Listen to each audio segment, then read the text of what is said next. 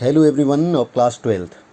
Now the next type of galvanometer, moving coil galvanometer, that is pivoted coil galvanometer. Same ये भी moving coil galvanometer है. अब इसमें अंतर क्या है कि ये कम सेंसिटिव होता है as compared to suspended coil galvanometer, लेकिन ज़्यादा कन्वीनियंट है, इजी टू यूज़ है ना. अब इसमें लार्ज नंबर ऑफ टर्न्स होते हैं. एक एल्यूमिनियम के फ्रेम में, ये आपको दिख रहा होगा, मैंने फिगर बना रखा है. लार्ज नंबर ऑफ टर्न्स इसमें कॉपर, इंसुलेटेड कॉपर वायर के लपेटे हुए होते हैं. इसके जो दो एंड होते हैं उनको एक्सेल से, वहाँ से इसका जो एक्सेल होता है उस एक्सेल को दो पाइवट्स के साथ जोड़ दिया जाता है. ऊपर नीचे दो पाइवट्स दिख रहे हैं आपको, ताकि ये फ्रीली उसमें क्या हो सके, रोटेट हो सके. और इन पाइवट्स के नज़दीक दो स्प्रिंग लगे हुए होते हैं. जो स्प्रिंग जैसे ही ये घूमेगा, ये फ्रेम यूं करके घूमेगा, इसमें टॉर्क लगेगा, यूं घूमेगा तो वो स्प्रिंग उसको अपनी पोजीशन में लाने का प्रयास करेंगे, तो टॉर्शनल फोर्स लगेगा. टॉर्शनल टॉर्क जो है, जो उसको घुमाने में मदद करेगा, वो उसमें लगेगा. इसके लिए दो स्प्रिंग लगे हुए होते हैं. और इस कॉइल के बीच में एक सॉफ्ट आयरन कोर रखी जाती है. इसका काम आप जानते हैं कि ये मैग्नेटिक फील्ड को या टॉर्क को इन्हेंस करने का काम करता है ना. ये हम पहले भी इसकी चर्चा कर चुके हैं. इस डिफ्लेक्शन को रीड करने के लिए एक पॉइंटर लगाया हुआ होता है यहाँ पर, और एक सर्कुलर स्केल लगा होता है. वो सर्कुलर स्केल जीरो के, मैंने इसको जैसे 0, 10, 20, 30 है, तो यहाँ पर भी 10, 20, 30, 40 ऐसे करके बराबर बराबर होगा दोनों तरफ. और इस पूरे अरेंजमेंट को किस में रखा जाता है, परमानेंट मैग्नेट्स के बीच में सिलिंड्रिकली काट दिया जाता है इसको ऐसे करके ना.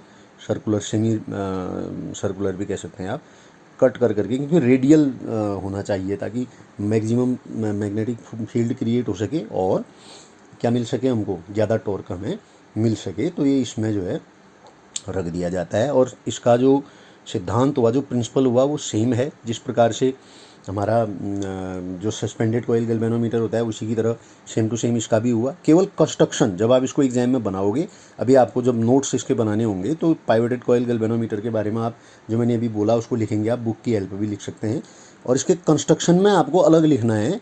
और इसका प्रिंसिपल और ज़्यादा जो भी वर्किंग प्रोसेस, सारी चीज़ें वही हुई, सारी चीज़ें सेम टू सेम आपको वही लिखनी है. एक बार हम इसको दोबारा रिकैप कर देते हैं. ये देखिएगा, वर्किंग जो है वो सेम. एक कॉइल जिसका एरिया क्रॉस सेक्शन ए हो, आई उसमें से करंट वेरी हो, मैग्नेटिक फील्ड बी के बीच में रखा हो, तो उसमें जो टॉर्क लगेगा tau is equal to NAB sine theta लगेगा, क्योंकि वो 90 डिग्री पर होता है. पिछली बार बताया था ना मैंने ये आपको सस्पेंडेड कॉइल में. तो फाई अगर एंगल है, एंगल ऑफ ट्विस्ट, जितना वो घूम रहा है, यहाँ पर सस्पेंडेड कॉइल थी, वहाँ पर पाइवोटेड कॉइल, दो पाइवोट्स के बीच में कॉइल रखी हुई है, इतना ही अंतर है ना. तो सेम टू सेम वही होगा. जो इसमें टोटल फोर्स लगेगा वो फाई इंटू के जो है वो हमने रेस्टोरिंग फोर्स कहा था. और इक्विलिब्रियम की कंडीशन में जो टॉर्क लगेगा वो, और जो रेस्टोरिंग फोर्स लगेगा उस टॉर्क की वजह से, जितना वहाँ पर हम बात करें तो जितना वो कॉइल घूमी होगी, एल्यूमिनियम फ्रेम में रखी हुई कॉइल, पाइवोटेड कॉइल जो हम बोल रहे हैं, उतना बल, जितना उसमें टॉर्क लगा उतना ही रेस्टोरिंग फोर्स लगा, तो वो अपनी पोजीशन पे वापस आ जाएगी. इन दोनों को बराबर रखेंगे, यहाँ से आई कैलकुलेट कर लेंगे.